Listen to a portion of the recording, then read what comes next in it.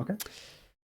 Uh, so yeah, if you'd like to introduce yourself. Sure. Yeah. Hi, I'm Joshua Skelton. I am one half of Priority Interrupt. We are the game studio that makes the game Delver. Um, I am primarily the art person, but being a two-person studio, we wear a lot of hats. So I do level design, I do businessy admin stuff on the back end. Like, more or less, nothing gets done unless we both chip in and kind of make it happen. Right. Um, Yeah. Yeah, so we are a two-person company, and we run this on the side. So this is not our primary business. This is something that we do for fun. It started off as a fun project. It became a job, and I love it. It's been an amazing experience. Building a game that we believe in and that we love, and having a community kind of grow up around it has been a very rewarding experience. Yeah. So Chad is the creator, right? The person who. Correct. Yeah. Um, when was it that you joined the development of the game, or was it from the start? So I think it was roughly March of 2012 is when Chad started sharing his progress on the TIG source forums. Okay. And probably a few months after he started doing that is when I noticed it. And at the time, I was a software engineer living and working in Kansas City. And he was distributing just the jar file for people to play as an alpha. And I knew that jar files are just zip files. So I unzipped the Delver alphas and began replacing the graphics because I've always been passionate about art, and I've done that in my free time forever. And so I would replace the art, and then I would submit screenshots back to the forum saying, "Hey, look, this is some of the stuff I've been working on. What do you think?" And he liked what I was doing, and I started making some small feature requests where saying like, "Hey, like, it would be cool to like not have some of the texture sizes hard coded, so I could make up-res the sprites just a touch, not a lot. I still like the chunky feel, but like I think initially they were like 16 by 16, which is pretty darn low res." And I persuaded him to move it to, well, I got 32 by 32, but the way that it's structured now is you could have arbitrarily sized sprites, which is kind of cool. Yeah. So I go ahead. Sorry, I have a lot of fond memories with the alpha because I think it was probably back in 2013 now. I discovered it on mobile devices, and I played it a lot on the way to and from high school on the bus, and it was quite difficult on a touchscreen. But there was something about it. It had such a really, really good feel to it. And honestly, at the time, I didn't even know it was on PC. I thought it was just on mobile. I found it again probably a few years later when it was on Steam. And I picked it back up, and I was like, wow, this has changed so much from what I remember. Because I think I picked it up right before, probably a few months before the whole art style overhaul. Mm-hmm. Yeah, that's kind of where my involvement begins, is towards the end of the alpha period, Chad put the game up for sale, like as you noted, on the Android Play Store. And he began making some money, and eventually he offered me a contract position to redo the art. And I talked it over with my now wife, but then girlfriend, and she's like, "Yeah, go for it." And like, it's just a short contract thing. How long could it last? So I began. So we probably got that deal going, I don't know, beginning of 2013, because I think around the fall of 2013 is when I actually finished up the work. Yeah. Replacing all the art assets did take time. And really a lot of it, the way it looks now, is still from that first pass of going through and redoing the art. At some point in time, I think if I recall correctly, we had a kind of a small controversy happen where when Steam Greenlight was announced, we had one of our community members sign up Delver for Greenlight, and it got put up on Greenlight underneath their account. Oh, and this was because there was no fee or anything initially when Greenlight rolled out. right. Yeah. So we had to talk to Valve, and we had to prove that or that Chad had to prove that he was the owner of Delver, and they took down the Greenlight listing. We don't assume any malice at all. We just thought it was more likely just a fan who was excited. Yeah. So Chad put up a Greenlight page for Delver, and it sat there for a year. And I want to say it was at maybe like during it was like a Steam Dev Days, maybe something like that. Okay. And Chad and I were there at the Steam Dev Days to just talk shop. I believe I think, unless I'm getting my dates totally wrong, but we were both in town for some reason, because I think it was probably the first time we actually had met too. And at this conference, I just found out through conversation that we had gotten greenlit. They'd greenlit a batch of 100 games, and we were all of a sudden a buyable product on Steam, which was cool. And we decided to make a go of it. So we formed a partnership, and yeah, I was part of the Delver crew from then on. Okay. That's pretty awesome. Yeah, I've always dreamed of stuff like that because obviously I'm a game student myself, and Mhm.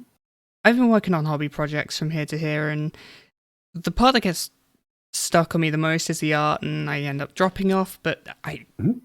I really want to get to that point because it just seems so amazing. It must feel really, really just wow. This is actually getting somewhere.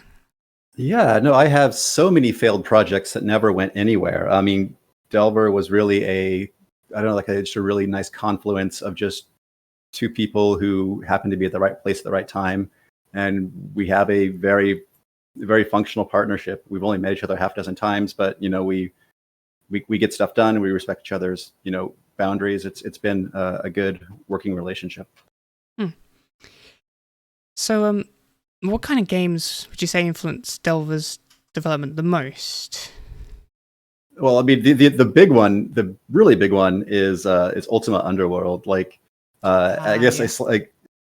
slightly telling on myself, I've never played Ultima Underworld. But I have watched Let's Plays of Ultima Underworld, and watching through that, I'm like, wow, there is a lot of Ultima in Delver's bones.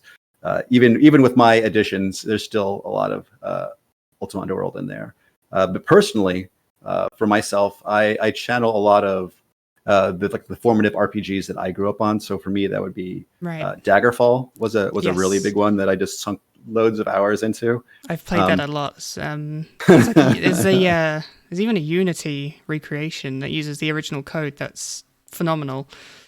Yeah, I've not given Daggerfall Unity a spin yet, but it looks amazing.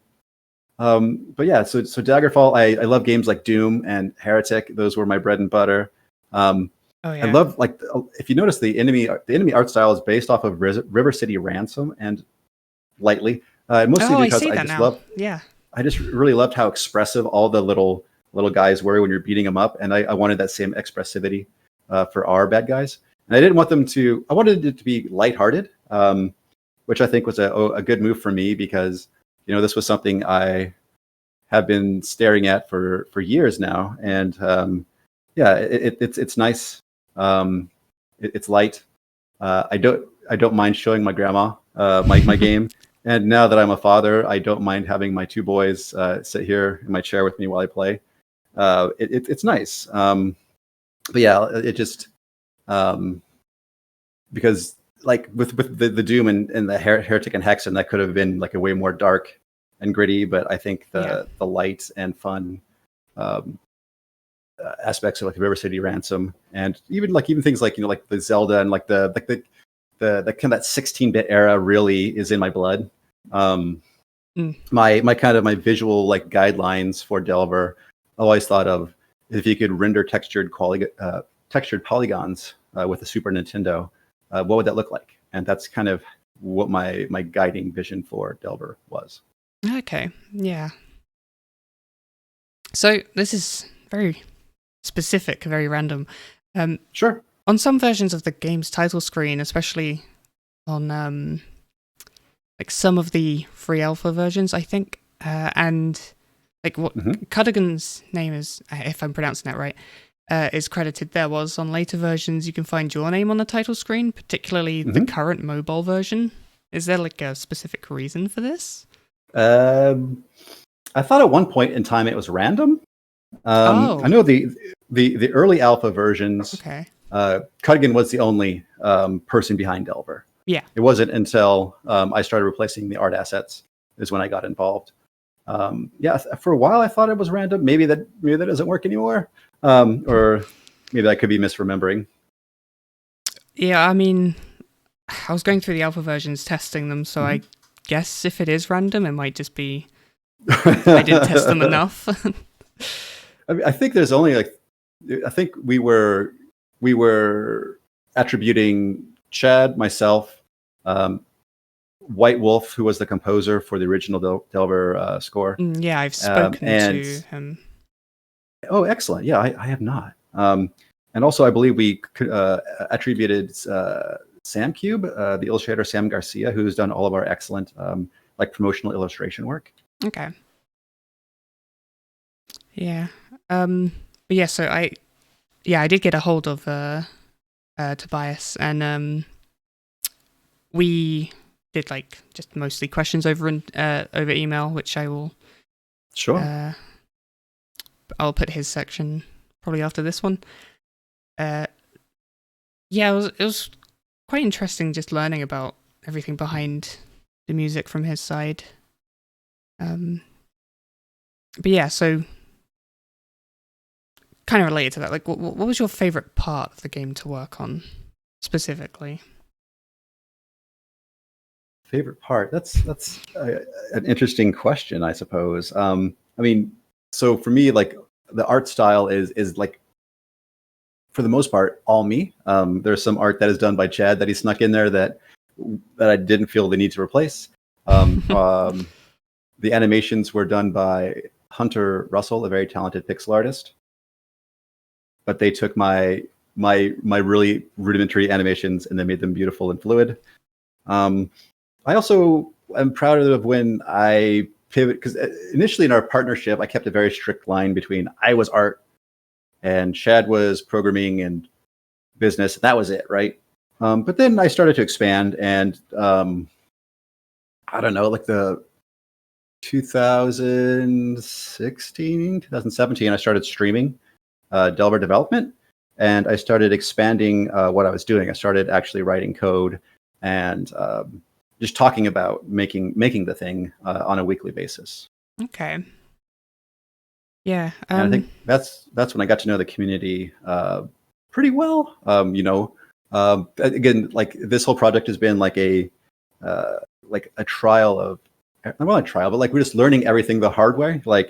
When you have a community, you need to manage it. If you don't set expectations, they will fill the gaps, right? So you have to be clear about your messaging, and if you are doing timelines or milestones, it's really important to communicate that clearly, and just to be I think there's just compassion on both sides, right?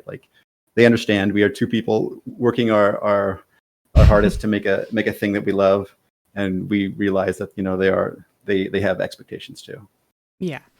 So I'm guessing that you also run the Twitter page, right? Yeah. Yep, that's me. For better, for worse. I'm not super great at social, but somebody needs to do it. Otherwise, it wasn't happening. Yeah. And you put a lot of effort on showcasing what the community is doing around the game as well. And it's really nice to see when developers do that. It really sort of crosses the two, developers and the players together. Of course, yeah. No, I started off as a Delver modder, and I love that is super. I don't know. It's so exciting when I see a mod that I have to take a moment and think how did they do that?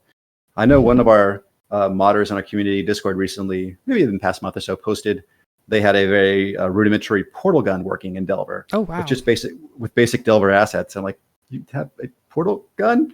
And yeah, they had it working, and they had a little video of it working. I'm like, oh my goodness, wow, that's amazing. So, and there's also like just people who make really beautiful music or really amazing art, or there's just so much creativity in our community that is a constant reward. And I figure, why not highlight it? Like that is, it's an amazing thing. These people put a lot of themselves and love into it, and let's just celebrate it with them.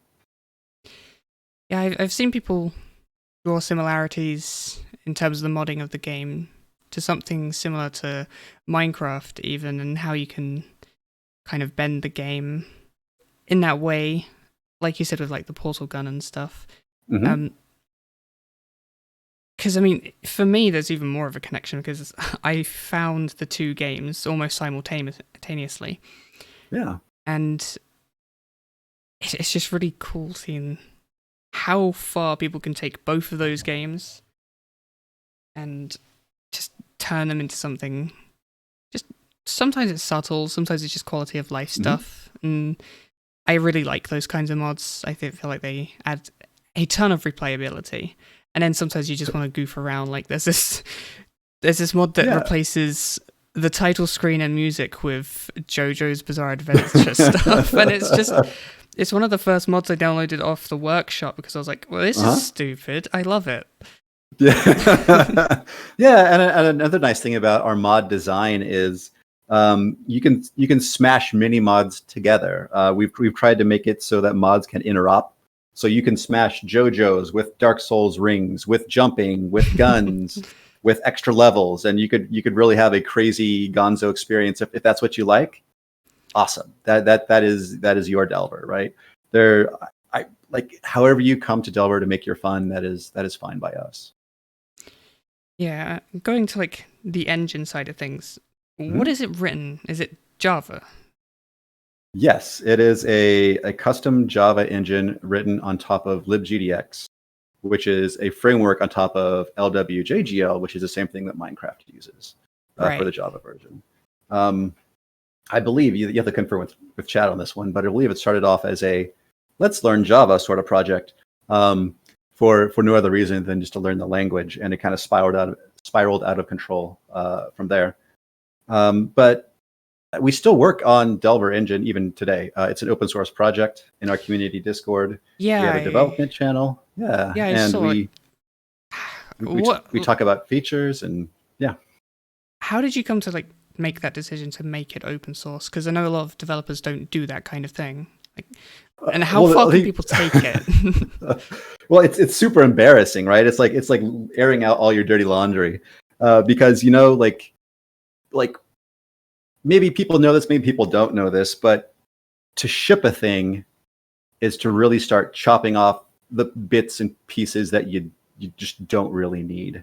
Right. And it's really hard to identify what those are. Like in your mind, you have a vision, you may have a doc that it lays out like what it's going to do. But like for us, we shipped Delver on February 1st, 2018. And 4 days later, my second child was born.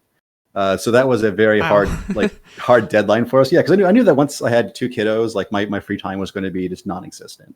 Yeah. And I mean, now that they're older, I've got a little bit back, which is why I'm pushing more like Delver development, or at least Delver engine development, and it was. For us, like open source is very important, and like mod scenes are very important. That's how both of us got our start. We hope that people can learn from our mistakes. It was really interesting. I got into like a small Twitter thread combo the other day with some folks in the retro FES scene, and I was just pointing out like our implementation of decals, because a lot of engines don't have that. I'm surprised Unity doesn't have a baked-in decal solution. And I was just saying like, here's ours, reference ours. This is the article where we got our implementation from, reference that, right? Like, there's still value, even if you don't want to like use our engine. There is like, you could look at how we've structured things, and we are more than happy to talk about the decisions we made, why we did things the way we did. Okay. We just believe in sharing and knowledge. Yeah. So like, how far can people take that? Like, is it just for modding, or can people make their own like entire games out of it?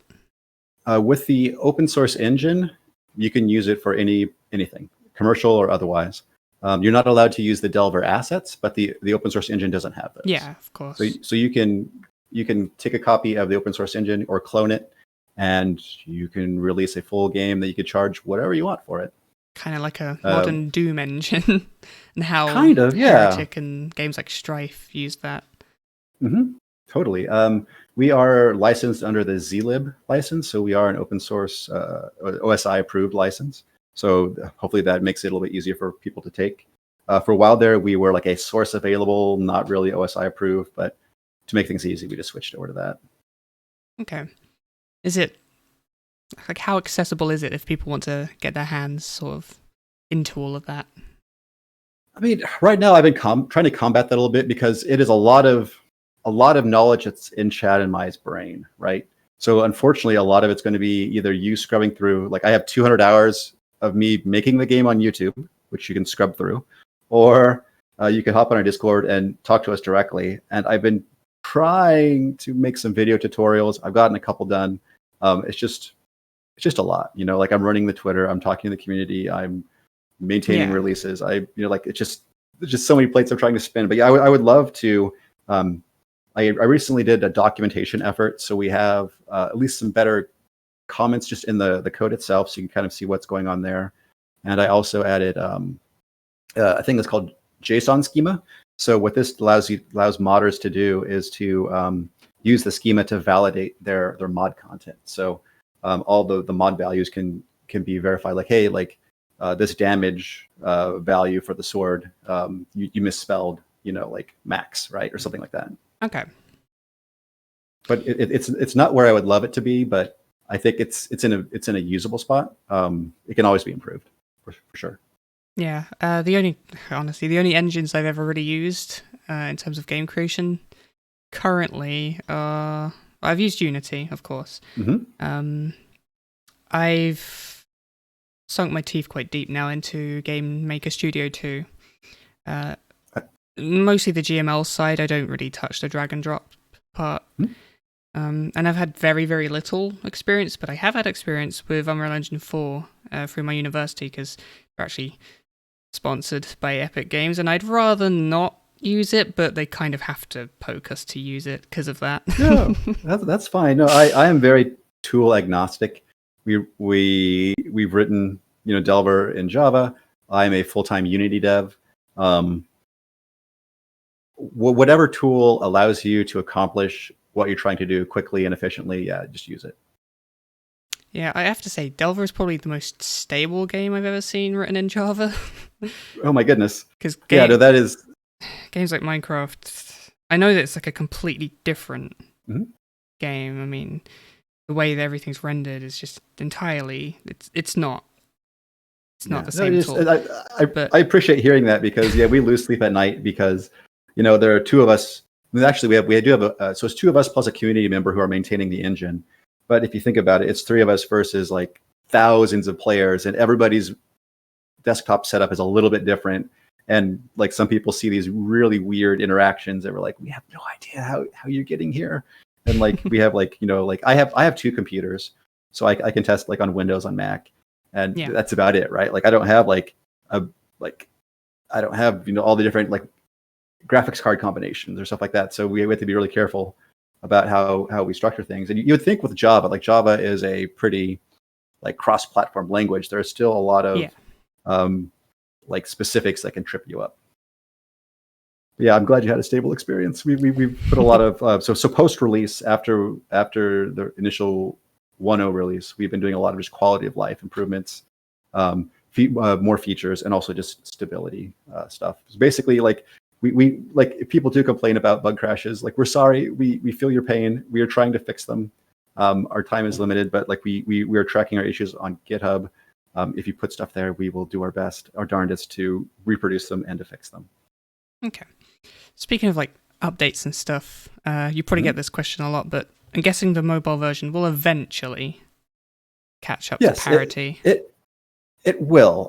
So again, I talk about this in our Discord as it happens. I am working on the Android port. I have a version of it working. right now the touchscreen controls are a little messed up.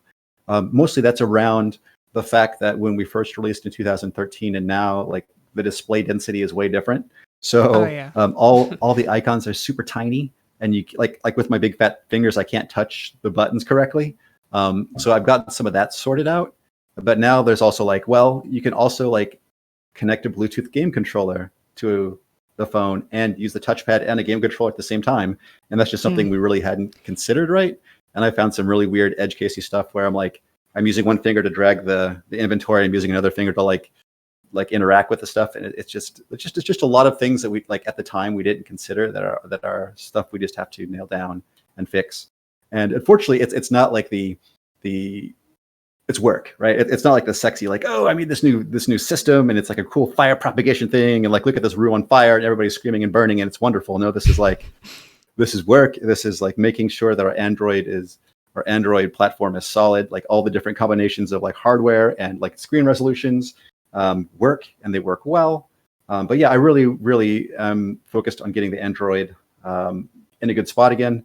I think it will require some fixes plus some redesigns, just some thinking, just presentation of just like how a game looks from 2013 to now is different. And I want to make us feel like we are still somewhat modern in that regard. Like, we're not just like some like slapdash port to get it back up to speed. Yeah, of course. And I'm also excited too, because once we get the Android version back into a good spot, that actually opens the door for iOS for us as well.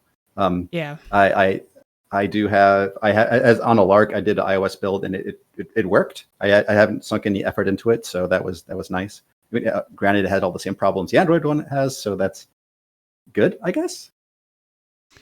Okay.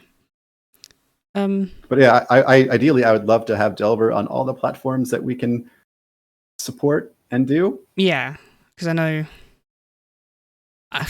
I'm guessing a lot of people were probably going to ask about pretty much what every dev gets asked nowadays. Switch? Yes. Do you think that's ever possible? I would super love to see Delver on the Switch. Again, being a Java engine, there are some challenges there. Yeah. We have done some investigations into it, and we think it's not totally impossible, but there are challenges we would have to address before we could consider doing a Switch port. Yeah. But yeah, if those investigations turn out to be like, hey, like it's going to be this amount of work, and we think we can do it, then yeah, we'll go for it. But we don't really fully know yet. Yeah, because I know for a lot of indie devs that question is just sort of a headache for them because everybody they think it's just as simple as putting money towards it, when in reality, obviously, it's completely different architecture. Like, I mean, it's an entirely different architecture, and there's just different sorts of like on Steam, there are really no platform requirements, right? You can just throw up whatever you want, but Nintendo has a big certification process, and there are a bunch of like licensing. Well, there's licensing, but also there's just things you have to do, right? There are like different considerations. Like, for example, you have to like on your loading screens, I believe you have to have like some sort of motion to indicate that it's not frozen, right? Just all these things, these crazy. There's just lots and lots of these little things you have to do. Or if you can't do them, you have to make a strong case why you can't. And this is our first like project. We're not going to really start like leaning on that just yet. We want to play ball. We want to like try to get a good like set ourselves up so that we could pass cert if we were to get that far. Okay. In terms of the main PC version itself, do you think there's any future content updates? Specifically in one area, there's the big gate that can't be opened. Yeah, the big gate that can't be opened.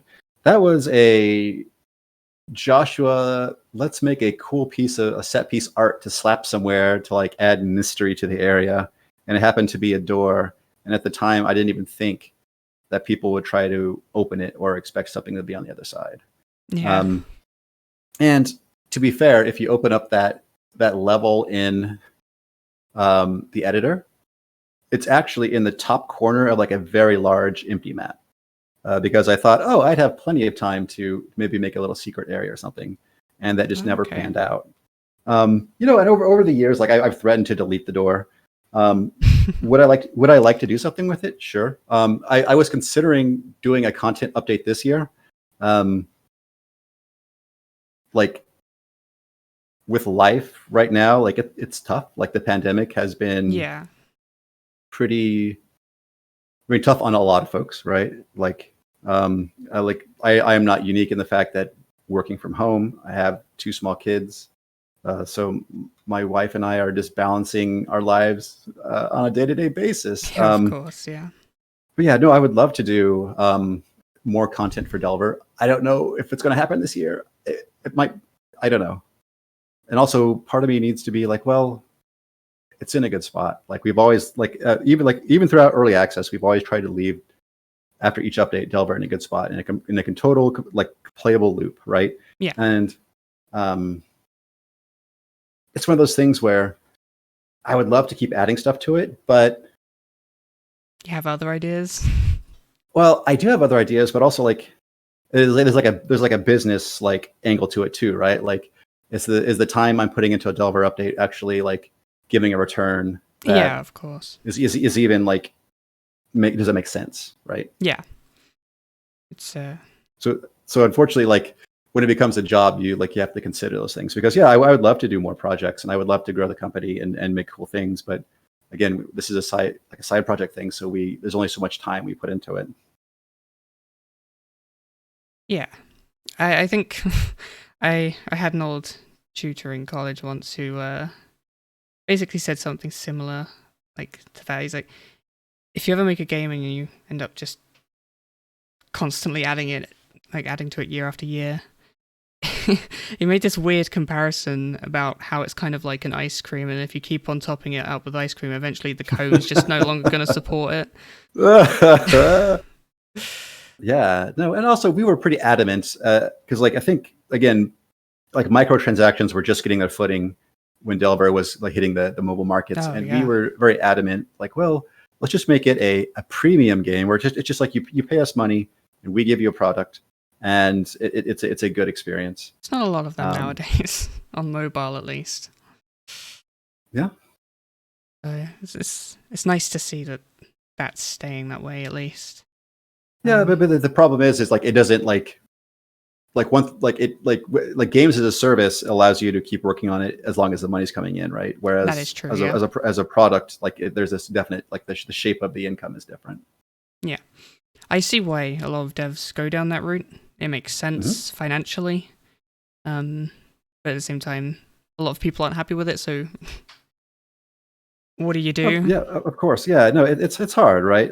Mobile market's very tough. I mean, like the game industry is very tough. Like you said, like Minecraft and Delver in some ways were in similar situations, and one's a $1 billion company, one is a company that I run from this room right here. Like success is a weird, wild thing, but I'm happy with what we've made. Yeah. Like to my understanding, you've on your Twitter at least, you've stated that you've previously worked on Strafe Gold, is it? Yeah. Well, I mean, Strafe and Strafe Gold are the same product, really. Like Strafe Gold is just like an Ultimate Edition kind of thing. Okay. I want to say early on in Delver's days, I got contacted by Pixel Titans asking if I wanted to help them out with Strafe because they liked my work on Delver. And I said, well, I have a full-time job. I was working at Microsoft at the time. And I was also working on trying to get Delver finished. I'm like, well, that would be a little too much on my plate, but let's just stay in touch. And they actually did stay in touch. Like when they started, like throughout the process, they would, we just chat back and forth and just talk about various things about software development. And I actually got to meet them at GDC, and they were lovely people, Tom and Steven. I still cherish their friendship today. I wish I could see them. But yeah, so that once I'd finished my time at Microsoft, I went freelance for a while. And during that freelance time, actually, I got an opportunity to make some content for Strafe. I made one of the secret levels. It is a Chex Quest knockoff. It's called Totino's Quest, and we actually got funding from Totino's to make it. Wow. Which is if you don't know, it's a little pizza roll Yeah, company. they had Yeah. some involvement with Sonic the Hedgehog a while ago, I Oh, believe. interesting. There was like a bunch of memes about it. At least I think it was an official thing. Somehow they got intertwined. It's But yeah. But yeah, somehow or another, Pixel Titans managed to secure a deal with Totino's. So I made a Chex Quest knockoff called Totino's Quest, and it was basically made to look like it was made in the Doom engine. And I did all of the art assets for that. So all the level textures, all the enemy animations, all that jazz. I didn't do any of the programming or any of the level design, but I got to do all the art for that. It was a lot of fun. Okay. And speaking of like other things you're involved with, something called Rec Room, I noticed. Yeah, Rec Room is my job. That is what I do. 40 hours a week. Yeah, Rec Room is cool. I've been there a couple years, 3 if you count my freelance time with them. Yeah, it is. Because I don't really know what it is specifically. Yeah, it's kind I've of had an a odd look. bird. So I've kind of gotten like an idea, but could you like explain it a bit further? Sure. Yeah, so Rec Room started off life as like a VR social app, but nowadays we are no longer VR only. We are cross-platform, so we are all the consoles on iOS. Still on headsets, still in VR. That's still important to Rec Room. Yeah. But yeah, it's a like a social making space, kind of like Roblox in some ways. In some ways, not. We have a ton of user-generated content, which again is part of the appeal for that job as well. Is like just coming into work every morning and just seeing the crazy stuff that people make in game is really wild.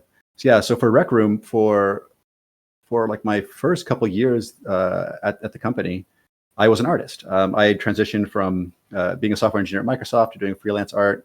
I did freelance art for a few folks, and then I ended up doing freelance art for Rec Room. And I liked working with the company. I really spoiled where I'm at. But I talked to my art director, and I was like, "So how about full-time employment? That would be nice. My family would like that, because here in the States, like a lot of our like healthcare and other benefits are tied to our employment status. So that was that would be like a huge safety, or just like a anxiety off of our family's back, because freelance is tough, and when you have children and a mortgage, like it's very tough. Yeah. Of course. So yeah, but like I got a full-time position as an 3D artist there, and it was a blast. I got to just really like push myself and challenge myself. But I found myself starting to write a little bit of code here and there, and eventually it came as an opportunity that what if I was the engineer for the art team?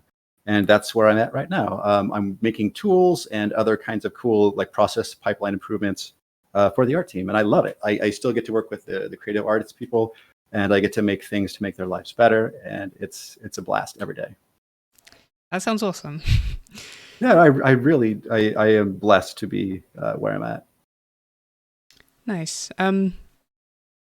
Again, like, as I've said previously, I'm a student, and I have a ton of huge ideas that flood my mind that honestly that I will probably never either never touch or just never have the resources to be able to touch.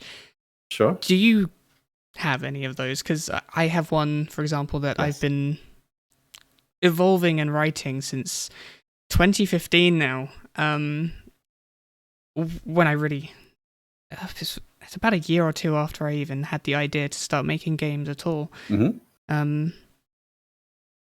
And I started writing these characters, this world, this idea that just one day I'd really, really wish to bring to life. And just wondering if you had anything similar. I mean, I have. That's the thing is when I was starting out too, I had lots of big ideas, and I think the older I've gotten, like I have more capability now. Like I have a lot more engineering experience. I have a lot more art experience. Like the question is now not if I can build it, but when I look at my old ideas, I'm like, well, I just don't know how viable it is, and that's kind of a shame, because I think think when you're young and you don't know better, you take big swings, and even if you miss, you're still like in a cool place, right? Yeah.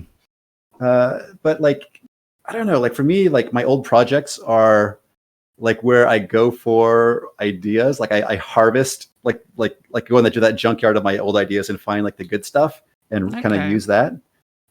Because yeah, I have like just like a big, hard drive full of just old art, right? And that stuff, can be just cleaned up and used for a quick project, or little prototypes here and there. Like I think for me, it's a lot of the stuff in my brain, as long as I can express it, is good for me. So whether that's capturing it in a design doc, which I'm not really apt to do. I'm more of a very visual person. So if I just get some mock-ups made, or if I get a small Unity project, like those are enough for me to get the idea out. And sometimes that's enough for me to realize like that's all it is. It's just a simple little idea. And now that it's out of my brain, I don't care about it anymore, which is kind of a bad sign, right? So yeah, so I think having lots of projects is good. You just have to just be good with the fact that not all of them are going to come to fruition, right? Yeah. But there might be valuable tidbits you can pull out of all of them. Yeah, of course. So when eventually you feel like Delver is in a good place and you want to move on and start Sure. possibly creating something entirely new, Mm-hmm. do you have any ideas or any hopes that you'd like to, or any genre that you'd like to explore, any sort of gameplay style? I mean, it's just challenging, right? Because right now, if you look at Delver, like we have like within our small business, we have some core competencies, right? Like I think we do FPS pretty good. Yeah. I think we do procedural generation pretty good. I think we have like the lo-fi aesthetic down pretty well. Like for us, modding is super important. So that's part of our like what we'd want to do. So like those are like I think our strengths, and I think that's what we'd want to lean into. And honestly, I would love to make more Delver engine games. I think that's why I don't mind working on the engine more. Yes, I'm folding the new features back into Delver, but we're not really making use of them in Delver. But I would love just to make maybe smaller Delver engine games for different things. Perhaps like a spiritual successor or something. Perhaps, but for example, recently have you heard of Inkle? It's the technology behind visual novel games like 80 Days or trying to think of some of the other stuff. Yeah, I think. Have you posted about it? Yeah, I posted about it that we have Inkle integration. So that's it. We I do saw have a like post on Twitter about it. Yeah, so you can do full on like visual novel, choose your own adventure style content in Delver. Like you could have a first person like game where you walk around and just talk to people. That is a very viable thing to do. And also like you don't have to use PCG in Delver engine. You can turn that off and everything can be handmade, right? Okay. Yeah, so I still think like there's a lot of life left in that little engine. But having said that, right, like I mean, like I do Unity day in, day out, so I have some strengths in there, and then I believe that Chad uses Unreal Engine every day in his day job. So again, we have knowledges in all sorts of directions, just trying to just find a good unified vision and go for it. And again, I have ideas on the back burner. I just don't have time to invest in them right now, which is super like painful to me. Like if I had funding to like spin up a small team, I would do so, but I just don't have that right now. Yeah. So obviously when I gave you the document last night, which I really appreciate you going through and giving a few comments on it. Sure. The one about your dog really struck with me. Yeah. Is that like the only personal sort of influence in that sort of regard? Yeah, I think that's the most personal one. So the dog in question is in the opening campsite. There is a dog by the campfire, and that is my dog Samson. And he passed away during development. And I guess part of like my mourning process was putting him in the game. And yeah, he just a silent dog. So he was a silent dog in real life. And he you can pet him, and he wags his tail, and that's it. But I guess that for me the real touching thing is whenever I play with my kids, my oldest is old enough to remember him, but my youngest is not. But they all want to go pet Samson before we go into the dungeon, Aw. which I think is charming. And it struck me the other day is my oldest began to talk to him. He said, "Hey, Samson, today it snowed. You would have liked it." And I took a moment and I'm like, wow, that's really interesting. I didn't expect him to do that. So that is a nice thing about game dev is you can put little bits of yourself in there. Yeah. So for me, that is kind of like a part of him that I do have. Yeah, that's really sweet. Thanks. Yeah, no, it's, like I'm an art person, so like that's kind of how I process my grief in some ways. In other projects, I've hidden small Easter eggs, here and there, but nothing is really ever, nothing as big as Delver. Okay. Yeah, I think that's most of the questions I had, if not all of them. Sure. Anything else you want to cover? Let me think. No, I mean, I'm happy to chat. If not, like, I mean, if you have any questions of me or background or gaming or Delver, like, feel free to fire away. I mean, or don't make me switch the interview around on you.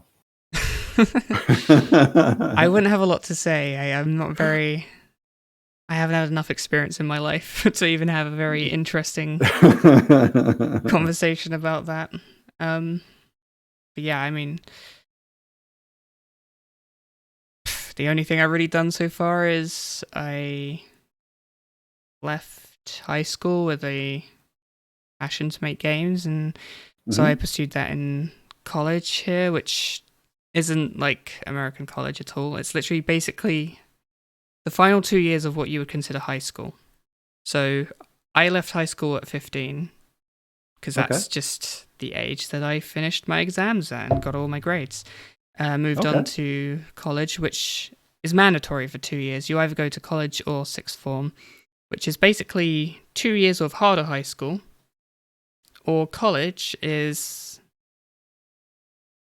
you do one thing, but it's you choose. It's completely up to you, and it's less focused. It's more unique, if that makes sense. So instead of just like the core stuff like English, math, science, or whatever, I went on to do interactive media and games for 2 years. Excellent. Okay. And I came out with the highest grade I could, but it's mainly just because I had already been doing it as a hobby for like 3 years in high school. And with that grade, my tutor recommended a university, which I went to for a year, and I had to pull out due to health reasons. But I am hoping to return later on this year, and I've spoken to the lecturers, and they said that I can pick up right where I left off. So I'm really hoping to finish that, because it's a 3-year course, and I just want to finish this the last 2 years. I want to get a degree. I want to push this further. I want to make something out of it. And I'm working on my hobbies. I'm working on my hobby projects as much as I can in between. And yeah, currently I'm working on a game, but I get hung up on it all the time because I can't do art, and I feel like I can't really progress unless I have art. Which I know you can. There are absolutely ways around it, but my brain is just like, no, you can't do that. Yeah, I mean, part of like growing and developing is learning how to deal with that side of yourself, right?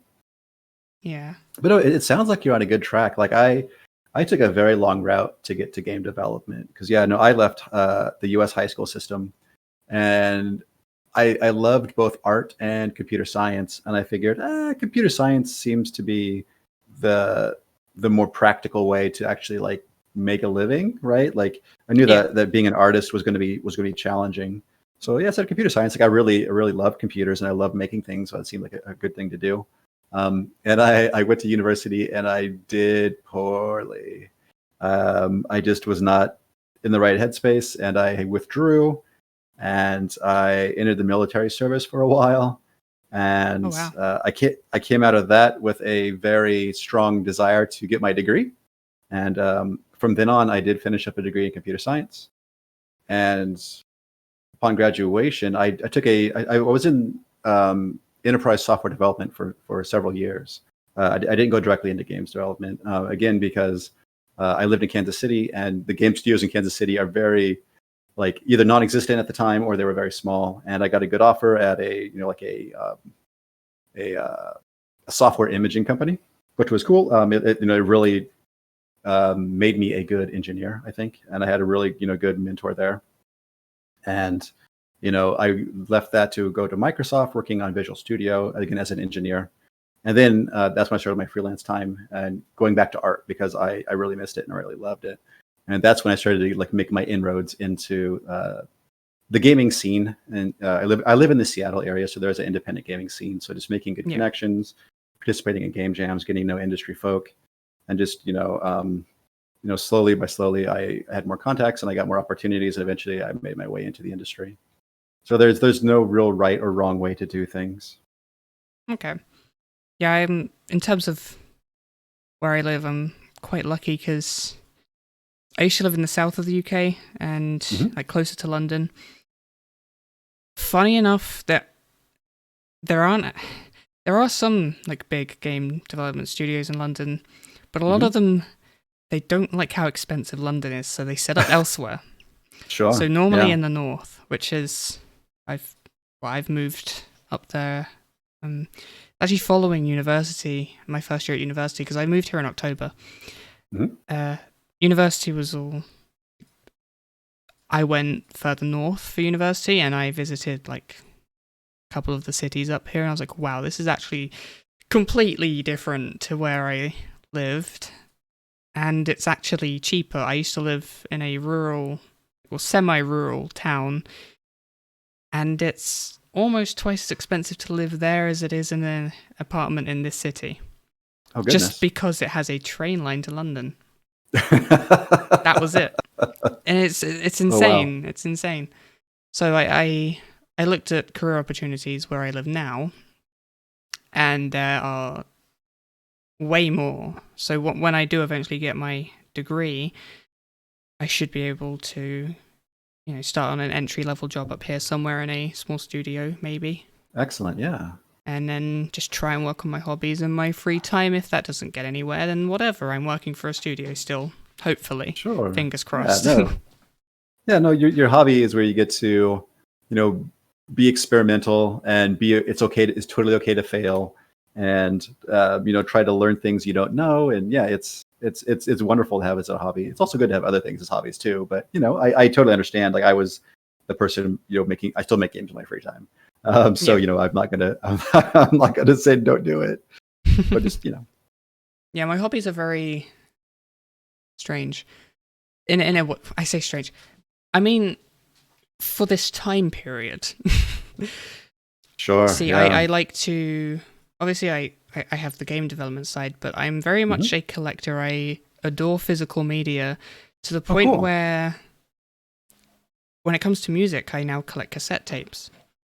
Oh, wow. Okay. Yeah. Okay. And I just found out this year that artists are actually releasing on cassette again for the first time in years. That's curious. Mostly I as did like not a know collector's thing. But also, there's something about it. It's not like, obviously with records, you have to store them and they're kind of awkward to store. And CDs are just kind of They are what they are.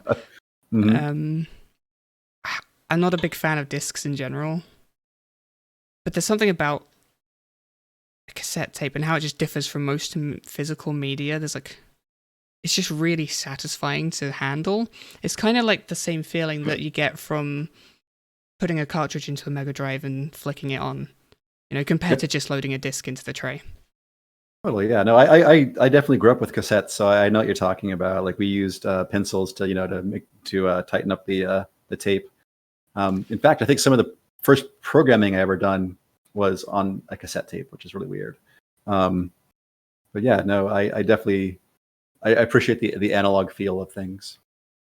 Yeah, I've got this current setup where I actually have a line into my PC so I can I don't have to have separate speakers. I can just listen to it through my computer now, which is nice. it's really neat. And again, I collect for Mega Drive. I've owned a Mega Drive Excellent. since I was 4. My parents got it for me because I loved Sonic at the time, and they were Sure, just yeah. like, "Wow, okay,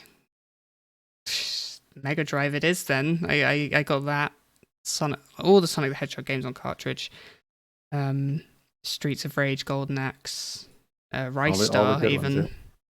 which is Yeah. a criminally underrated game. No, it's a good And one. Yeah, no. So growing up, when my best friend had a Sega Genesis, and then years later I got a Game Gear. So yeah, I am all about the Sega. yeah, eventually, although I just got sick and tired because 50 hertz over here, it sucks.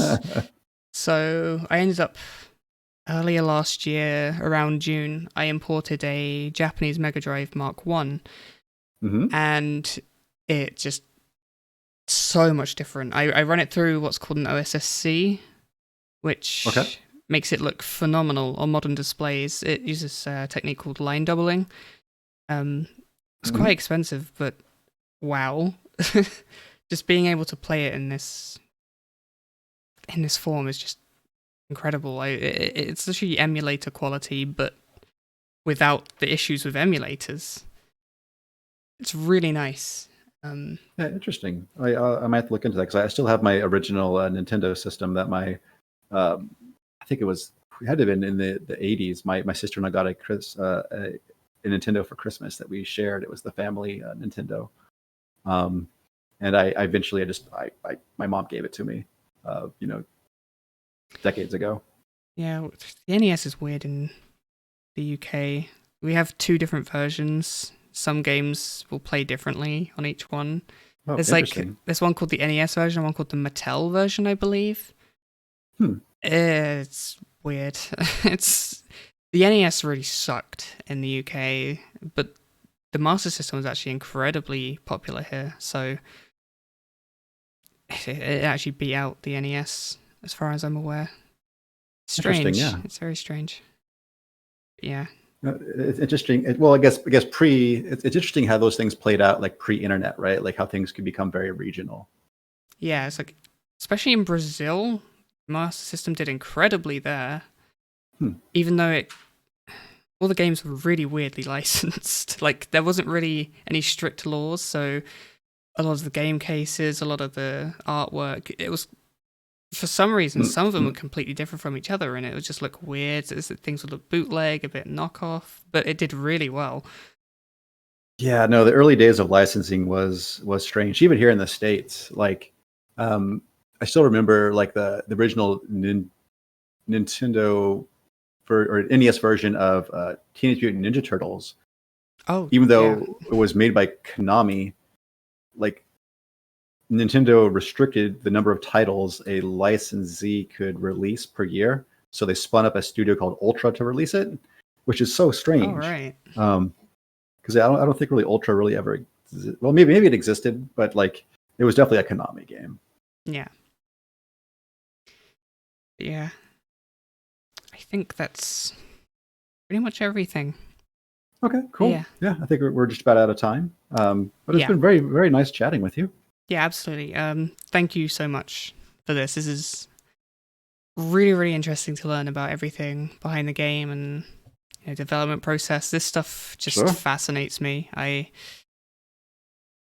tried writing like a big essay on like all the Sonic the Hedgehog prototypes because I absolutely love everything behind the scenes when it comes to games development.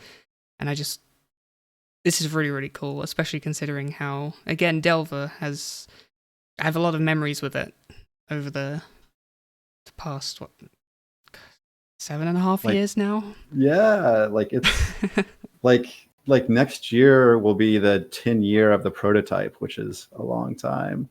It's weird to think, but yeah, no, I'm glad that we have a fond place in your memories. I guess as I get older, I'm more like inclined to share my experiences because like I really don't want people to make the same mistakes I did. Like if people like I think it should like a generational thing. Like the old people are like, don't do it the way I did it. Yeah. But in some ways you kind of have to, because when you make the mistakes, that's when you really learn, and that's when exactly. those lessons really stick. But you're always like, please just take this little grain of advice. But like, it's okay. Like we all go through a similar process, and it's okay. Like I've had a lot of failures, and I think Delver is one of my successes. And I'm grateful for it.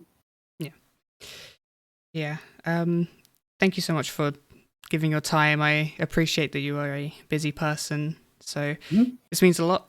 Thank you very, very much. Oh, you're welcome very much. Yeah, this is. I hope to see.